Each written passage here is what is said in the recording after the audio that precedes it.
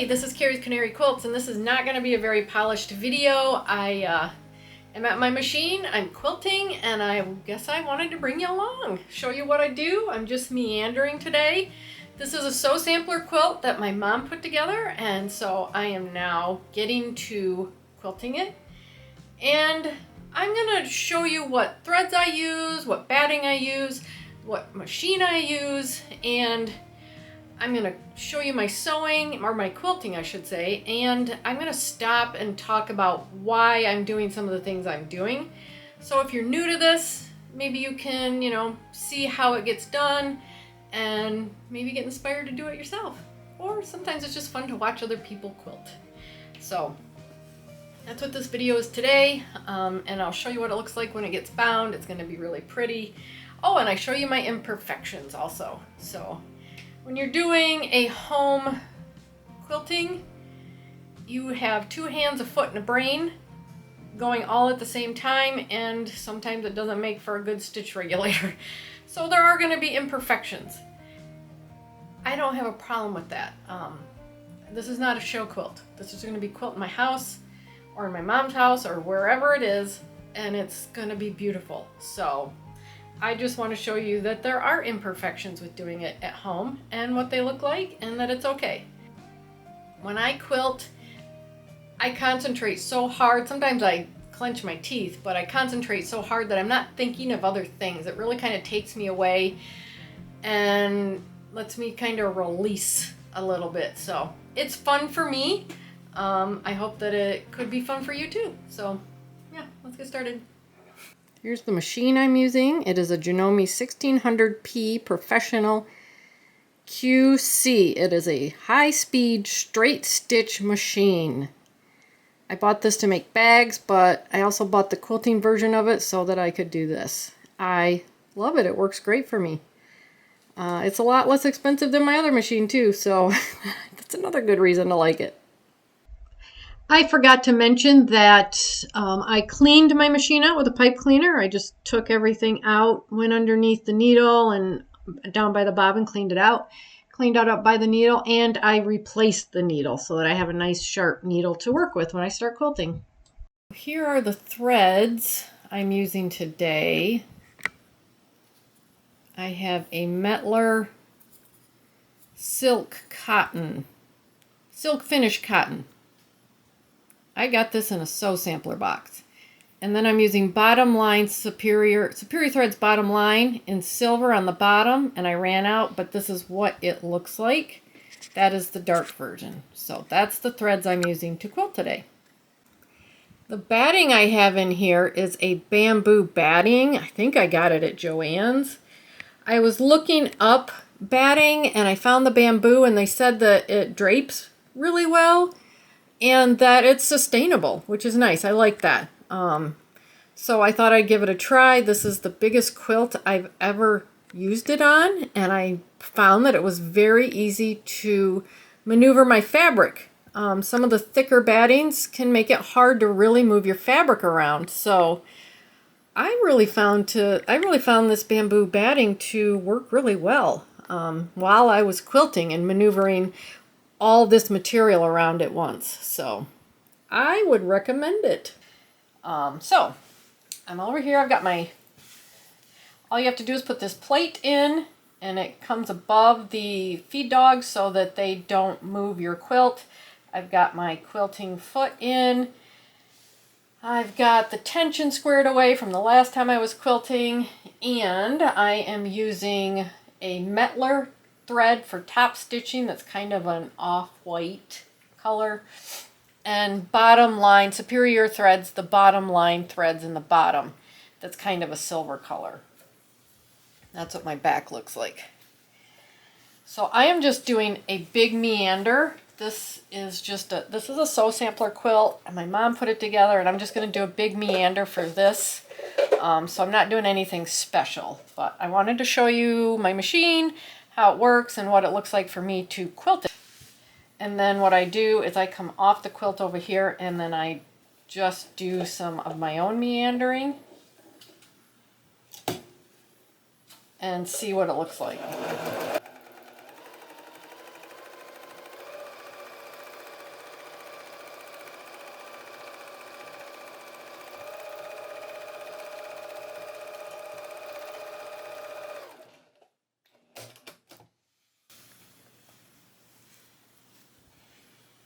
So the tension on the back looks good. And from what I can tell, the tension on the top looks good.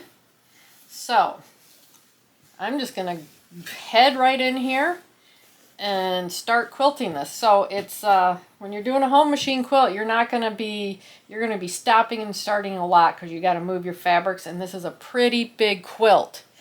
So the center is going to be difficult, but I can do it. I do a big meander. It should maybe take half hour to 45 minutes to get this done.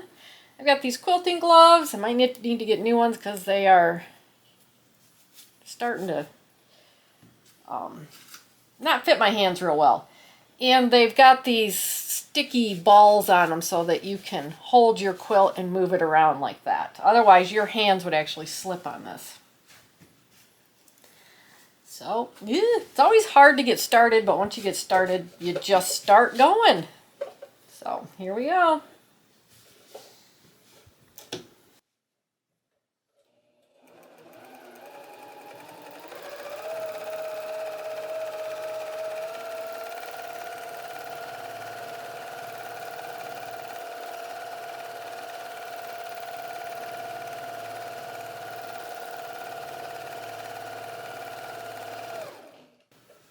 Oh, you want to have needle down? I always forget that till I stop the first time. And you're going to have to stop and readjust your fabric. You can kind of move your hands as you're going. And I like to work myself out and back in so that I don't have like a straight line. Not a straight line, but a line that you can follow. I don't want your eye to be able to follow a line, so I like to come back out and come back in and around.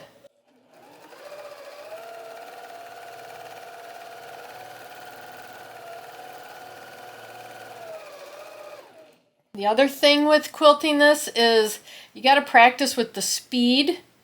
I'm using my foot to control the speed, and I'm moving it up and down because as I turn or slow down my hands, I want to slow down my speed. So that takes a lot of practice, but you can get the hang of it with the practice.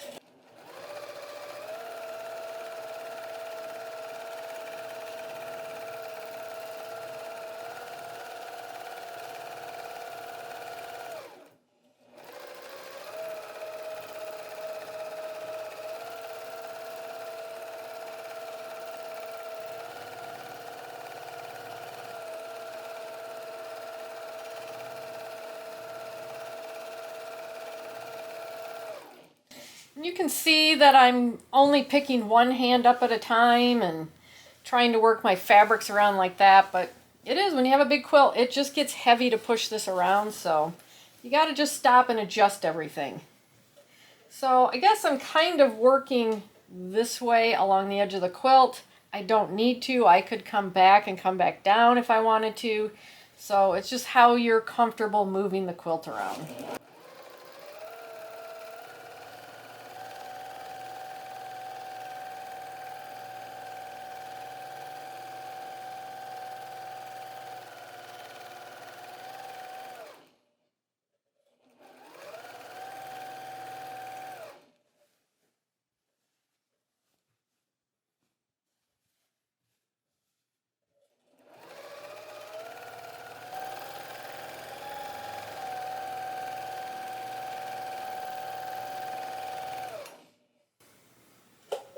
Another thing is I never know where I'm going. I'm kind of looking ahead to make sure I don't cross paths with my thread and see what areas I need to fill in. And every once in a while when I stop fast, it's a habit I cannot seem to break. I break my thread. So let's get it rethreaded. This is not a quilt that's going out anywhere. It's not fancy, so when I break my thread like this, I just rethread it. And I'm pretty sure I broke my thread. I stopped just too fast. And I just go in about a stitch back and kind of do a back stitch over top of it like that. Needle back down and just keep on trucking. If this were a fancier quilt or I was giving it away or putting it in a show, it would be a different story, but This is not, I'm just quilting this to get it done.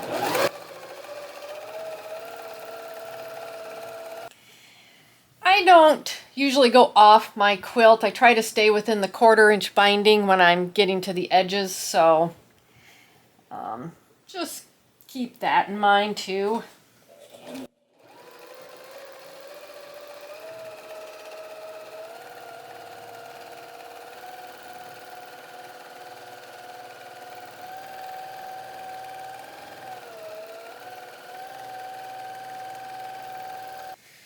So this is where it's going to start getting a little more difficult because I only have so much room over here in the neck of my machine.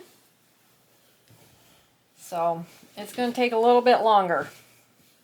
I'm going to have more adjustments to make. And this is about the line, so...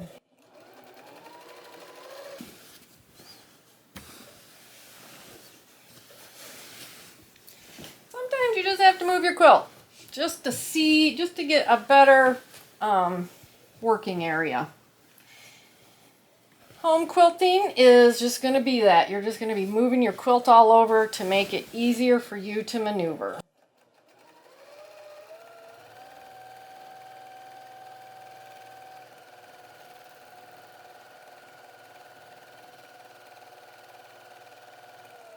So what I'm trying to do is set myself up for an area about this big to go this way down my quilt. And I'm going to have to start turning it as I do that. I find it hardest when my quilt is bunched up on my lap and I'm trying to push it that way. So I do try to maneuver so it's not sitting on my lap, but sometimes that's just the way it is. So you can see that I'm kind of cramming the quilt over here in the neck, and it's only because I can right now. It seems to be working for me. I think one other thing is I'm using a bamboo batting, and it seems to be a little more drapey and easier to maneuver. So I think that's why I can kind of cram more into my space over here, but I'm probably going to have to turn it here soon because I just can only cram so much over there. And you want to make sure you don't get any other part of your quilt under there and sewn.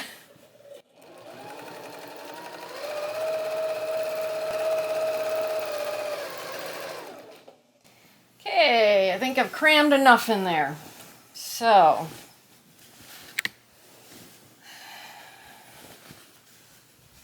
I think I need to work this way. So now I'm working in this space down this way.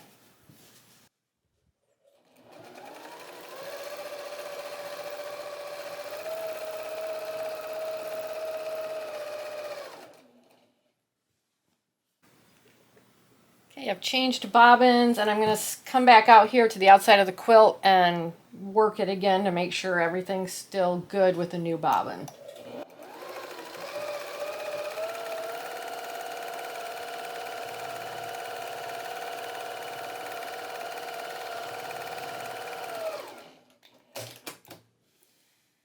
I know you can't see the top. Top looks good. Bottom looks good. So I'm going to head back over to where I ran out of thread, or bobbin thread. Okay, I'm over here where I ran out of bobbin, and I'm just going to go down into the last couple stitches where I left off. I'm just going to do a few back stitches, and I'm just going to head back out on my path. Got needle down, pull my thread out of the way, and let's see, where do I need to go? Okay.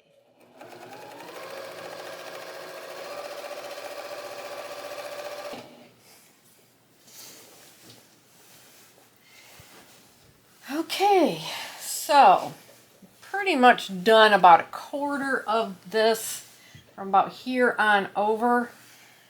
So I think it seems to be working well so far with just doing about a 10-inch strip going back and forth. I'll try it, but I know that I'm going to start getting a lot of fabric right here in my neck. But like I said, I think this bamboo is such a drapey type of batting that it really helps to keep the bulk down.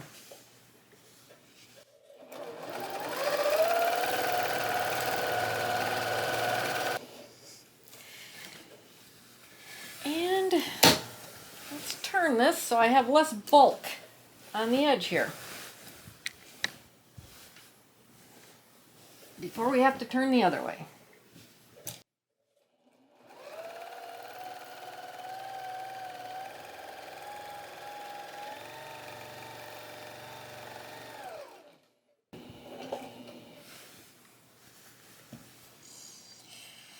Okay, I think this is the middle of my quilt. It's pretty dang close to the middle of my quilt, so at this point, no matter which way I turn it, I'm going to have this much fabric in the neck, or the throat, I guess it's called, the throat of my machine. So it's going to be a little bit harder here. You're just going to have to work in shorter increments and keep moving your fabric so that it just does what you want it to do and goes where you want it to go. So that's where I'm at right now. Again, I'm trying to work myself out and back so I don't have like, I'm going up here and I'm going down here and I'm going up, but sometimes when you just can't get a lot of fabric movement, that's how it's going to look, but overall it's going to look really nice in the end.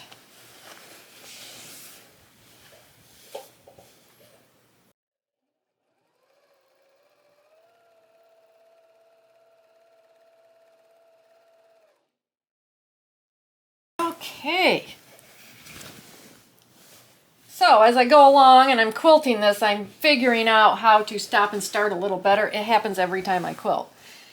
When I start quilting, I start fast and I end fast, and you can't do that. You got to just let up on your pedal a little bit and, you know, give your thread a break there. So, whew. I know you can't see it, but it's right, the end is right off here, so I don't know, we've got about 15 more inches to quilt, and I'll be done.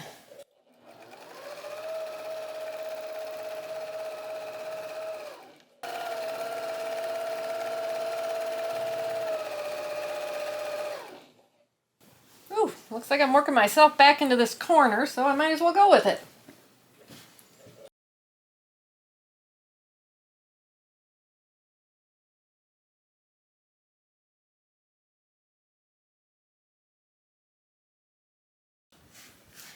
Aw, dang! Thought I was closer. I gotta go way down there. I know. Let me back up. I gotta go way out here. I don't know what I was thinking. Guess I got excited. Oh well. It's exciting. It's fun.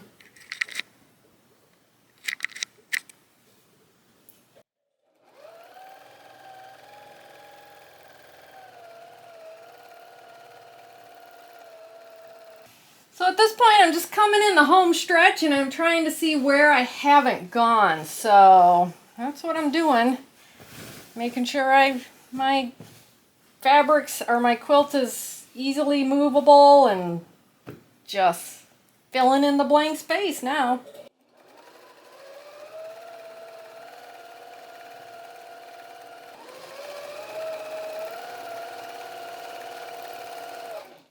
Okay, I filled in the spots and I'm just gonna come right off.